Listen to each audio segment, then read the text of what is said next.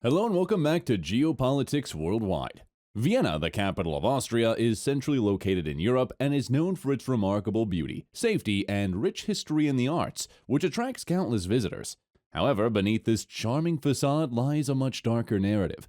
Over the past 20 years, Vienna has quietly become a hub for foreign espionage, with an estimated hundreds of spies operating within the city. These spies hail from various countries, particularly those with strong anti-Western stances, such as China and Iran. The majority, however, are believed to be affiliated with Russia's notorious SVR and FSB intelligence services.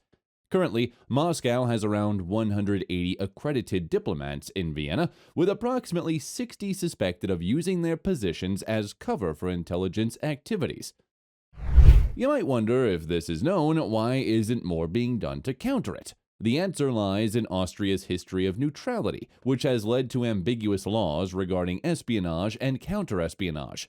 While Austria is often viewed as a westernized country, being a functional member of the European Union and hosting significant global organizations like the OSCE, OPEC, and branches of the United Nations, it maintains a similar stance of neutrality towards states that are considered anti-Western. Austria is one of the only 21 countries worldwide that claims geopolitical neutrality. But for Austria, this neutrality is more than just rhetoric. It's enshrined in the nation's constitution since 1955. Surprisingly, it was Moscow that insisted on this stance. After World War II, Austria was divided among the Soviet Union, the United States, the United Kingdom, and France, similar to Germany. Unlike Germany, however, Austria was eventually established as a buffer state between the West and the Soviet Union, a solution that satisfied all parties, particularly Austrian nationalists who sought to regain control of their country. Stalin, fearing that Austria might align with the West, pushed for its neutrality, which was eventually agreed upon by the Western powers. As a result, Austria's constitution mandates that the state will never join any military alliance or allow foreign military bases on its soil. Beyond this, other laws reinforcing Austria's neutrality were also put into place, including economic neutrality laws, which were later removed after Austria joined the European Union in 1995, and most importantly, laws governing espionage within its borders. These laws have inadvertently turned Vienna into a hub for unregulated espionage activities. Austria's espionage laws, particularly sections 254, 256, and 319, provide insight into how this happened.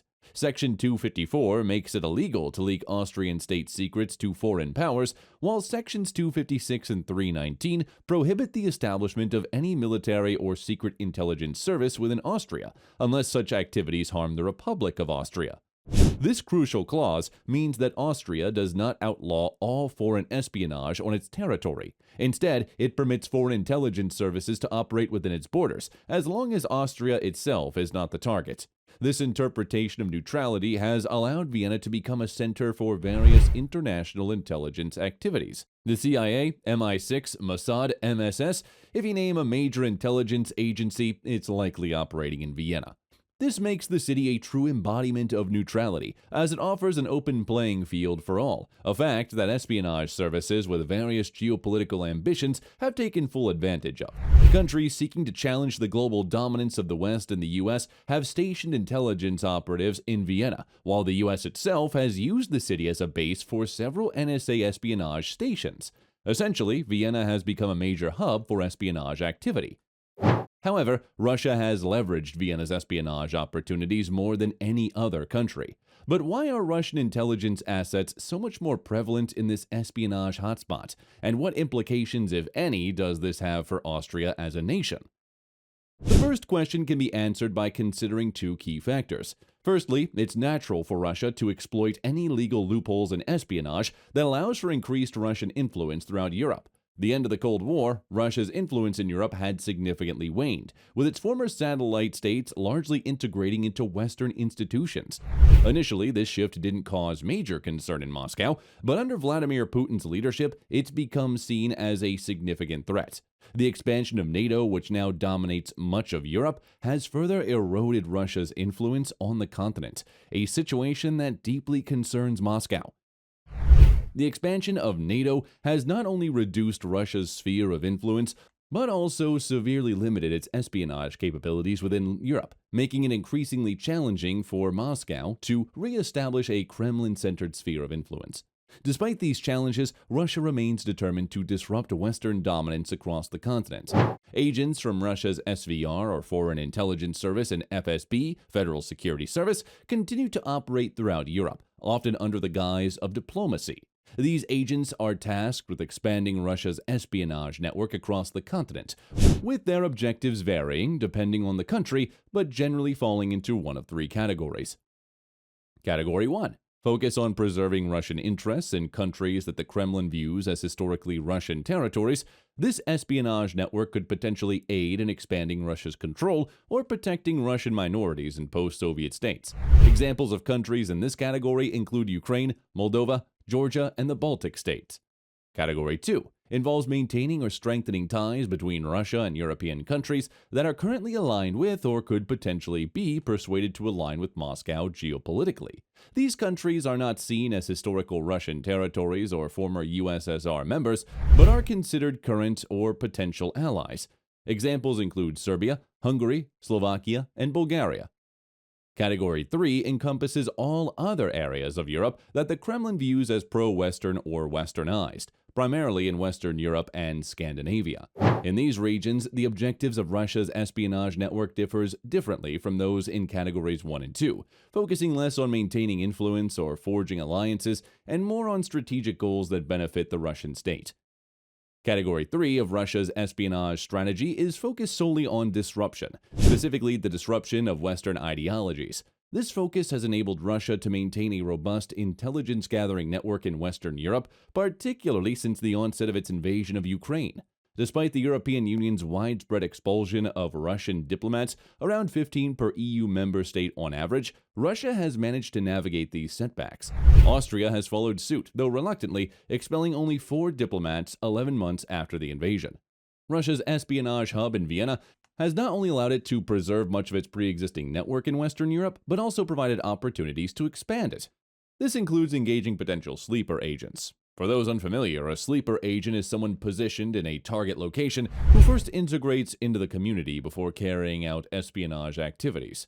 Previously, Russian intelligence operatives would contact sleeper agents directly within the target location or territory, such as the UK. However, heightened security of Russian activities has made this difficult. Austria, with its more lenient stance, offers an alternative. For instance, recent cases involving Bulgarians caught acting as Kremlin intelligence assets in the UK illustrate this shift.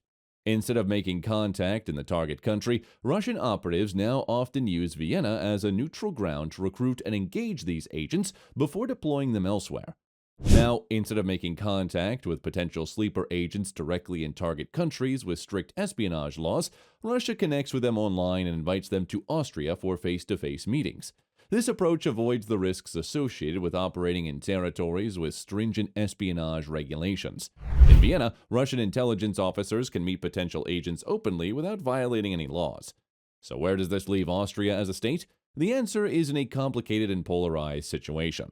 While Austria is often seen as heavily westernized, the reality is different. Austria is arguably Russia's closest ally in Western Europe, with significant economic ties. As of December 2023, Russian assets in Austria were valued at approximately $25.5 billion, and the Austrian banks owed around $17.5 billion to the Russian states.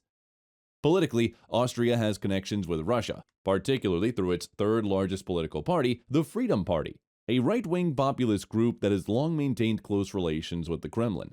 Efforts by Austria's left-wing parties to change the country's espionage laws to address Vienna's status as a hub for foreign intelligence have made little progress, and no changes are expected soon. For Austria's security service, the BVT, this situation poses a significant reputational issue. Austria's apparent reluctance to curb anti-Western intelligence activities in Vienna has led to its exclusion from much of Western European intelligence sharing, with many suspecting that the BVT has been compromised by the Kremlin. Russia's espionage influence in Austria is undeniable and highly effective. Unfortunately for the West, this influence shows no signs of diminishing, and addressing it would require amendments to Austria's constitution.